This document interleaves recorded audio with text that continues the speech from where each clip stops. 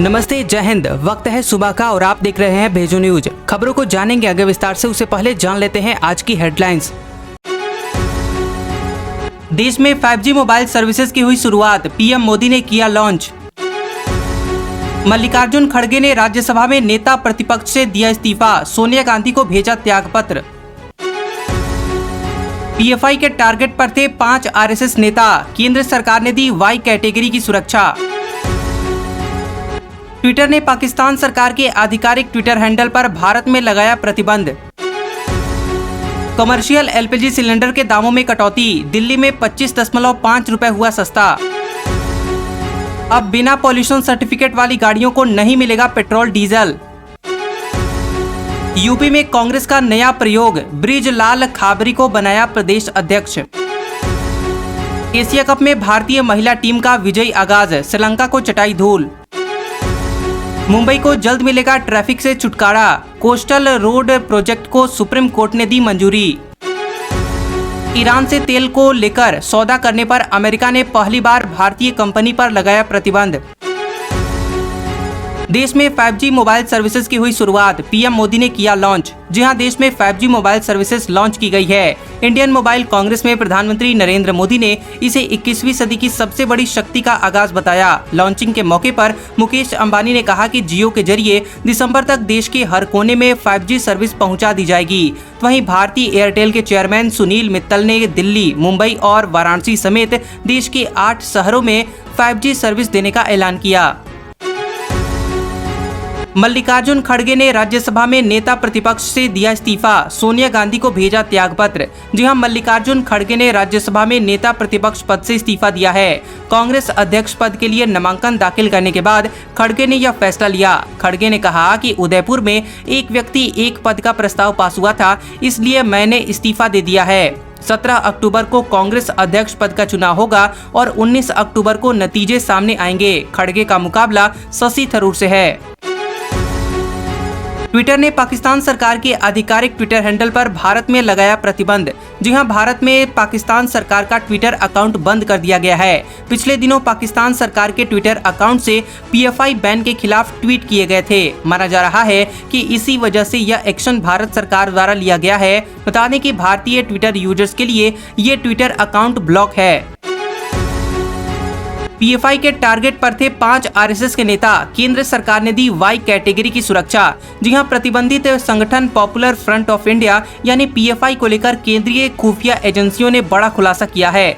खुफिया एजेंसियों को मिली जानकारी के मुताबिक पीएफआई के निशाने पर केरल आरएसएस के 5 नेता हैं। एहतियात के तौर पर केंद्रीय गृह मंत्रालय ने उन्हें वाई कैटेगरी की सुरक्षा देने का फैसला किया है। मीडिया रिपोर्ट्स की माने तो राष्ट्रीय जांच एजेंसी एनआईए ने इस बात की जानकारी केंद्रीय गृह मंत्रालय को दी थी। कमर्शियल एलपीजी सिलेंडर के दामों में कटौती, दिल्ली में 25.5 रुपए हुआ सस्ता। जी हां, तेल कंपनियों ने कमर्शियल एलपीजी सिलेंडर के दामों में कटौती की है। Indian oil corporation limited IOCL के मुताबिक दिल्ली में इंडियन के 19 किलो के कमर्शियल सिलेंडर की कीमतों में 25 रुपए 50 पैसे, कोलकाता में 36 रुपए 50 पैसे, मुंबई में 32 रुपए 50 पैसे की कटौती की गई है। हालांकि घरेलू एलपीजी सिलेंडर की कीमतों में कोई बदलाव नहीं हुआ है। अब बिना पॉल्यूशन सर्टिफिकेट वाली गाड़ियों को नहीं मिलेगा पेट्रोल डीजल। जी हां, दिल्ली में हर साल सर्दियों में वायु प्रदूषण बढ़ जाता है, जिस पर लगाम लगाने के लिए दिल्ली सरकार ने कड़ा फैसला लिया है, जिसके तहत अब दिल्ली में बिना पॉल्यूशन सर्टिफिकेट वाले वाहनों को पेट्रोल डीजल नहीं मिलेगा। ये फैसला 25 अक्टूबर से प्रभावी हो जाएगा। दिल्ली के पर्यावरण मंत्री गोपाल राय ने प्रेस कॉन्फ्रेंस करके इसकी जानकारी दी है। 4 क्षेत्रों का रूस में हुआ विलय, पुतिन बोले यह करोड़ों का था सपना। जी हां, रूस ने 4 क्षेत्रों डोनेट्स्क, लुहांस्क, खेरसॉन और जपोरिजिया को अपने इलाके में शामिल कर लिया है।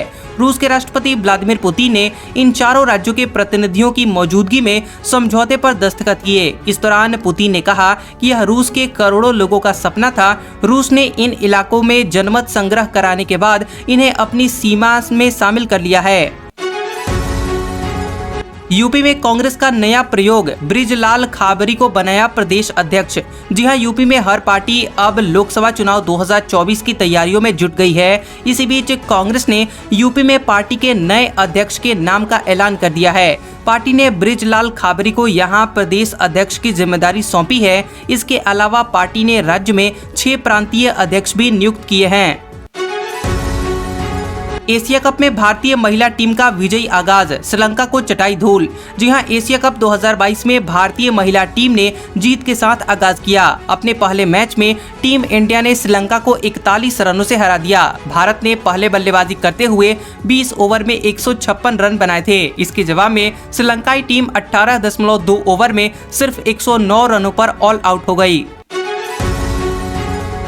मुंबई को जल्द मिलेगा ट्रैफिक से छुटकारा, कोस्टल रोड प्रोजेक्ट को सुप्रीम कोर्ट ने दी मंजूरी। जी हां, सुप्रीम कोर्ट द्वारा मंजूरी मिलने के बाद मुंबई के कोस्टल रोड प्रोजेक्ट के निर्माण की सारी बाधाएं अब दूर हो गई है। अब मुंबई में हाजी अली के पास अंडरग्राउंड पार्किंग, साइकिल और jogging track, open space garden, समुद्र किनारे सैरगाह और बटरफ्लाई पार्क बनाए जा सकते हैं। इस प्रोजेक्ट का कार्य नवंबर 2023 तक पूरा हो जाएगा। जीएसटी कलेक्शन पहुंचा 1.47 लाख करोड़ रुपए के पार, सितंबर में 26% की हुई बढ़ोतरी। जी हां, जीएसटी कलेक्शन लगातार 7वें महीने 1,47,000 करोड़ रुपए के पार पहुंच गया है। वित्त मंत्रालय द्वारा जारी किए गए आंकड़ों के अनुसार सितंबर के महीने में जीएसटी से ग्रॉस रेवेन्यू 1,47,686 करोड़ रुपए रहा। इसके साथ ही सितंबर के महीने में ई बिल्स और ई इनवॉइस की संख्या भी 1,10,00,000 को आसानी से पार कर गई है। कांग्रेस अध्यक्ष पद के लिए खड़गे और थरूर के बीच होगा मुकाबला, केएन त्रिपाठी का नामांकन हुआ रद्द। जी हां, कांग्रेस अध्यक्ष पद के लिए चुनाव के लिए निर्धारित मानदंडों को पूरा नहीं करने के कारण उम्मीदवार केएन त्रिपाठी का नामांकन रद्द हो गया है। कांग्रेस के केंद्रीय चुनाव प्राधिकरण के अध्यक्ष मधुसूदन मिस्त्री ने कहा कि अब अध्यक्ष पद के लिए 2 उम्मीदवार मल्लिकार्जुन खड़गे और शशि थरूर हैं। बकौल मिस्त्री 8 अक्टूबर तक नाम वापस लिया जा सकता है। ईरान से तेल को लेकर सौदा करने पर अमेरिका ने पहली बार भारतीय कंपनी पर लगाया प्रतिबंध। जी हां, अमेरिका ने ईरान के साथ तेल को लेकर सौदा करने पर भारत की पेट्रोकेमिकल ट्रेडिंग कंपनी ती बालाजी पेट्रोकेम प्राइवेट लिमिटेड पर प्रतिबंध लगा दिया है। यह पहली बार है जब भारतीय कंपनी के खिलाफ ऐसी कार्रवाई हुई है। अमेरिका के ट्रेजरी डिपार्टमेंट के मुताबिक चीन में शिपमेंट के लिए ती बालाजी ने ईरान से करोड़ों की कीमत के पेट्रोकेमिकल प्रोडक्ट्स खरीदे।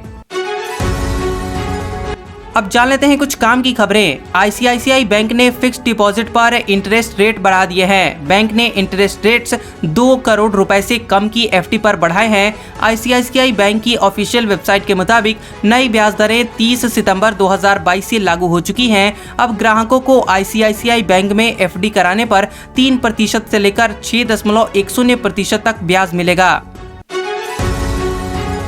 जवाहरलाल नेहरू विश्वविद्यालय जेएनयू ने ऑफिशियल वेबसाइट jnu.ac.in और jnuee.jnu.ac.in पर यूजी प्रवेश 2022 के लिए एडमिशन प्रोग्राम जारी किया है। इसके अनुसार जेएनयू एडमिशन के लिए पहली मेरिट लिस्ट 17 अक्टूबर 2022 को जारी की जाएगी। प्रवेश के लिए आवेदन करने की आखिरी तारीख 12 अक्टूबर 2022 है।